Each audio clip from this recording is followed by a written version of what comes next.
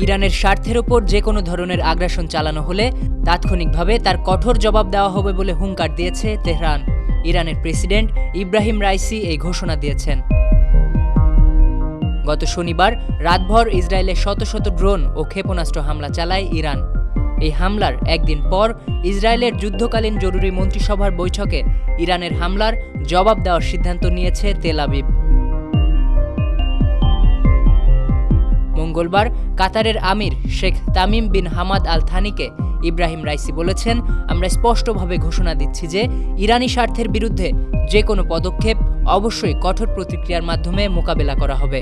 একই দিন রাতে ইরানের উপপররাষ্ট্রমন্ত্রী আলী বাঘেরি কানি দেশটির রাষ্ট্রায়ত্ত টেলিভিশনকে দেওয়া সাক্ষাৎকারে বলেছেন, ইসরায়েলের যে কোনো ধরনের প্রতিশোধমূলক পদক্ষেপে তেহরানের পাল্টা আক্রমণ মাত্র কয়েক সেকেন্ডের ব্যাপার হবে। ইরান এবার জবাব দেওয়ার জন্য আর 12 দিন অপেক্ষা করবে না।